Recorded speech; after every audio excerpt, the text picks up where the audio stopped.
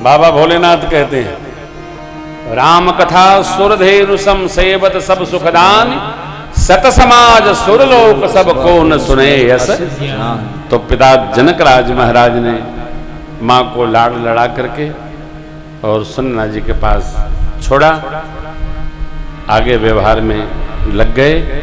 सुनना मैया से कुछ चर्चा करके और माँ भगवती सीता मैया आग्रह करती हैं, माँ मेरी माता लोग भी यही हैं, आप आज्ञा दो तो मैं उनकी सेवा में प्रस्थान करूं। माँ का कैसा स्नेह है। देखो, कर्तव्य पथ से कभी च्युत नहीं होना चाहिए। प्रमाद कर्तव्य पथ में अवरोधक है, और कर्तव्य कोई बताएगा नहीं, कर्तव्य पथ का चुनाव स्वयं करना पड़ता है। जो कर्तव्य पथ पर डटा रहता है, प्रकृति उसके साथ सर्वकाल व्यवस्था सुंदर बना के रखती है। वह शक्ति हमें दो दया निधे, कर्तव्य मार्ग पर सेवा पर उपकार में हम निज जीवन सफल। हाँ, जीवन हो शुद्ध सरल अपना, कुछ प्रेम सुधारस बरसाओ। हाँ, कर्तव्य ही धर्म है, धर्म ही कर्तव्य है। इधर राय हुई, मंत्रणा हुई, चौथी बैठकी में साज सजा, कोई निर्णय बना नहीं। उसमें श्रेष्ठ समाज सचिवगण, पूज्य गुरुदेव भगवान, मिथिलापति भरत भैया, सब लोग बैठ कर राय किए, क्या हो, कैसे प्रभु अयोध्या चलें। अब भगवान अयोध्या चलें बहुत अच्छी बात है, लेकिन उनसे कहे कौन कि अयोध्या चलो, कठिन है ना, सरल नहीं है। ध्यान रखिएगा, जो सत्य पर चलता है, असत्य के समर्थक उससे कह भी नहीं पाते, बड़ा कठिन है। आप सत्य पथ का प्रतिपादन करते रहें तो असत्य के लोग लाख संख्या बल के बल भरोसे रहें, लेकिन आपसे कोई कह नहीं सकता, क्योंकि सत्य सार्वत्रिक नियतांक है, वो सर्वकाल कांस्टेंट रहता है। राम जी और रावण के जीवनचर्या विपर्या दर्शन करिए। रावण ने एक संहिता लिखी है ज्योतिष की, जिसका नाम रावण संहिता है।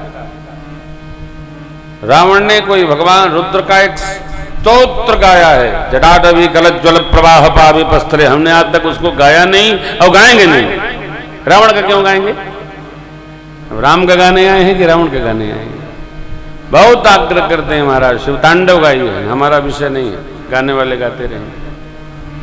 वो इसलिए गाते हैं कि बाद में किसी ने जोड़ दिया है, पूजा वसान समय दस भक्त कीर्तम, सब जोड़ घटाना लगाए रहते हैं अपने काम का लोग, जो चाहे। देखो, स्तोत्रों की अपनी मर्यादा है और अपनी उनकी एक छंद लय है, लय ताल में रहिएगा तभी उसका प्रतिफल है।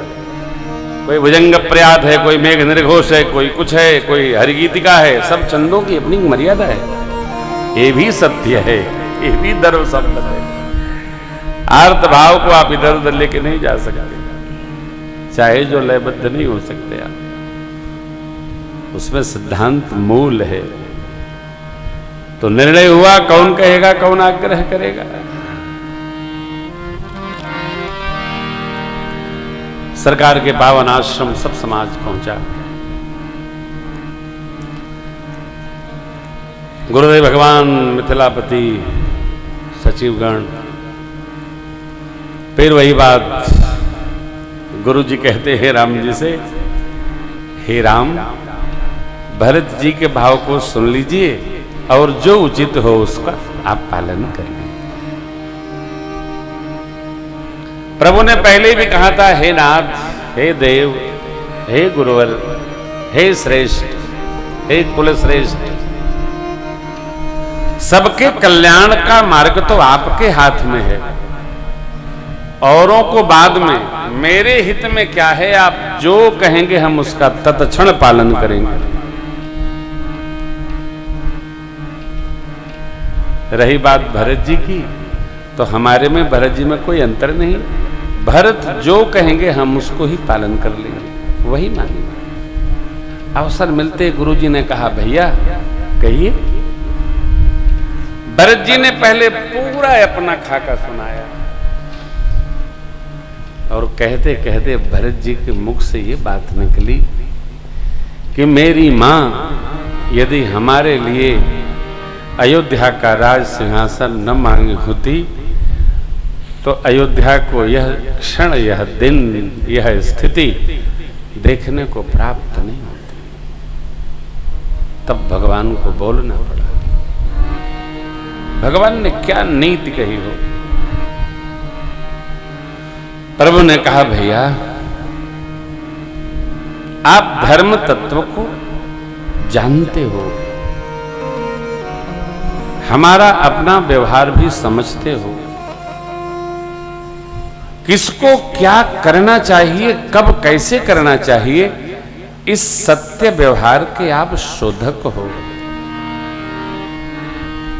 माता पिता को तो वह दोष लगाता है जिन्होंने संतों के आश्रम में बैठकर उनकी सेवा न की हो, जिन्होंने साधु सभा का सेवन न किया हो।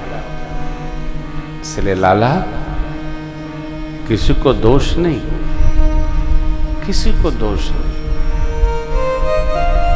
जीवन में इस बात का स्मरण रखना चाहिए। कई लोग जीवन भर यही कहते रहे, मेरे पिताजी ने मेरे साथ अच्छा नहीं किया। क्या किया? तो कुछ नहीं किया मेरे लिए। न जाने लोग पिताजी से अपेक्षा ही क्यों करते। पिताजी को भी तुम्हारे प्रति कुछ करना चाहिए, ये महा अज्ञानता है। पिता को अपने संतान के प्रति पालन पोषण अध्ययन, इसके अलावा कोई कर्तव्य शेष नहीं। न श्रुति कहती है न स्मृति कहती है। पिता के लिए कोई कर्तव्य शेष नहीं है। आपको लालन पालन देकर बड़ा किया, माता पिता ने कर्तव्य पूरा हुआ। यहां तक कि क्या, पिता को यह भी कर्तव्य नहीं कि अपने संतान को घर बना के दे। ना समझ पिता 4 बच्चों के 4 मकान बनाते हैं, बुढ़ापे में अकेले रहते हैं। यदि भीलवाड़ा में वृद्धाश्रम होगा तो उनको वृद्धाश्रम में रमुआ के साथ रहना पड़ेगा। ये करो ही नहीं, क्यों करना, नहीं करना। पिता के लिए वटवृक्ष की तरह छाया देना, इतना ही कर्म शेष है। मां के लिए भरत जी ने जैसे ही कुछ कहा, भगवान ने प्रतिकार किया। दोष देई जननी जड़ते,